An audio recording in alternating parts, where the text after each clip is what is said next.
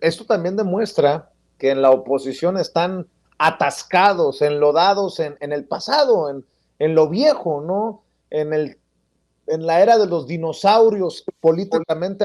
Sí, por supuesto. Y bueno, pues tú dices, realmente no hay alguien inteligente en todos estos grupos políticos disímbolos, distintos, pensante, que tenga una idea de gobierno demócrata, que respete los derechos humanos, que respete las libertades. Realmente no lo hay, y pues tan no lo hay que tienen que colocar en esta posición para elaborar el proyecto de nación al que ellos quieren aspirar, a José Ángel Gurría, un sujeto, bueno, que tiene un pasado de corrupción y de abusos finalmente. ¿Por qué? Bueno, pues él también recibió una pensión, Vicente, que a la fecha, en los últimos 15 años, habría acumulado 23 millones de pesos esta pensión, una pensión que le otorgó Nacional Financiera apenas con un muy poco tiempo de haber trabajado en esta banca de desarrollo. También nosotros hemos documentado cómo en su época más joven, trabajando en el gobierno, le autorizaron estudiar en el extranjero sin perder su plaza y con todo pagado, escuelas, comidas, transporte, vivienda en el extranjero. Eran los tiempos del PRI, del abuso, de los excesos y de que alguien estuviera bien recomendado, pues obtenía este tipo de beneficios. Pero el tema que nos ocupa, porque este tema poco se conoce, de que ya como secretario de Hacienda en el gobierno de Ernesto Zedillo, él operó directamente junto con quien era subsecretario de Ingresos, era ahora me acuerdo, por aquí lo tengo anotado, bueno, el subsecretario de Ingresos, Tomás Ruiz, perdón, operó que las empresas de su entonces jefe, el presidente de la República, Ernesto Zedillo, obtuvieran beneficios fiscales.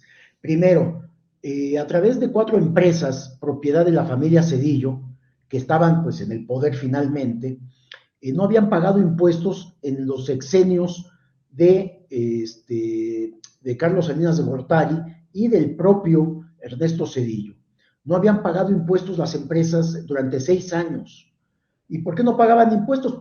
Porque eran empresas de familiares de Ernesto Zedillo, que había sido secretario de Programación y Presupuesto en el gobierno de Salinas, y después se convirtió, bueno, pues en el candidato del PRI a la presidencia de la República cuando asesinan a Luis Donaldo Colosio. Entonces las empresas de la familia de Zedillo pues no pagaban impuestos, durante 6 años no pagaron impuestos. Pero ya en los 2 últimos años, antes de dejar la presidencia de la República, Ernesto Zedillo se dio cuenta que tenía que regularizar la situación fiscal de las empresas de sus hermanos, tíos y primos, de tal manera que le ordenó a Tomás Ruiz, entonces subsecretario de Ingresos, de que hiciera toda esta operación fiscal para dejar limpias de adeudos y de créditos fiscales a las empresas de su familia. Esto, ¿cómo nos enteramos de esto? Porque obtuvimos las tarjetas informativas, Vicente, que envió Tomás Ruiz a Ernesto Zedillo, en donde le informaba y le daba cuenta cuál era la situación de las empresas de su familia. Cuando tiene el reporte de todo lo que debían, pues él acuerda en la Secretaría de Hacienda con José Ángel Gurría de qué manera podían ayudarle a toda la familia. Bueno, les condonaron impuestos, les redujeron las multas y limpiaron las empresas. No pagaron recargos, o sea, hubo muchos favores fiscales, desde perdón fiscal, de mucho dinero, de muchos millones, y también evitar que pagaran recargos por esa falta de pagar impuestos, porque eran los tiempos que la propia ley le permitía al secretario de Hacienda otorgar perdones fiscales. Y este es un ejemplo, pues, de tráfico de influencias de la familia Zedillo, del entonces presidente Ernesto Zedillo, para beneficiar a sus hermanos, a sus tíos y a sus primos, y dándole instrucciones al entonces secretario de Hacienda. Y de esta manera, pues, lograban evadir el pago de impuestos y evadir las multas y los recargos que tenían que haber pagado por este motivo. Fíjate, no pagaron impuestos, aquí tengo los datos, de 1991 a 1996. Mm. Es decir, los gobiernos de Carlos Salinas de Gortari y de el propio Ernesto Zedillo en la presidencia de la República. Esto debió de haber sido un escándalo, por supuesto. Cuando yo lo investigué esto, Vicente, y lo di en aquellos años a conocer, cuando era presidente precisamente Ernesto Zedillo, eh, termina el sexenio y entonces Vicente Fox asume la presidencia y le ordena a su entonces secretario de la, función, de la Contraloría, se llamaba Francisco Barrio Terrazas, le ordena abrir una investigación, un expediente a José Ángel Gurría, a Ernesto Zedillo y a Tomás Ruiz por este beneficio fiscal que le habían otorgado a 4 empresas de la familia de Zedillo.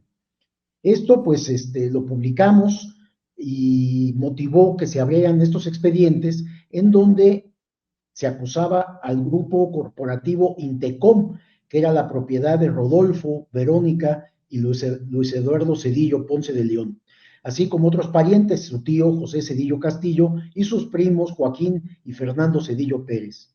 Eran los socios en las 4 empresas.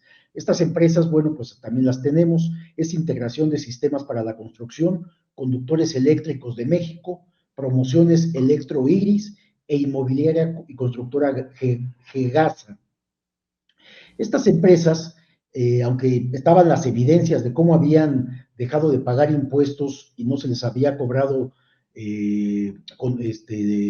los recargos que habían por evadir el pago durante 6 años. Francisco Barrio pues abrió el expediente y encontró todas estas evidencias, las confirmó y bueno, pues le preguntó al presidente qué hacían con estos expedientes. Y entonces Vicente Fox, que todo negociaba, determinó no proceder penalmente contra la familia de su antecesor, del presidente Zedillo, y de su familia. Les otorgaron el perdón y cerraron los expedientes. Pero hay tenemos las fichas, lo tienes allá a la mano, de una ficha que le manda Tomás Ruiz a José Ángel Gurría. No sé si quieras comentar algo de esto. Sí,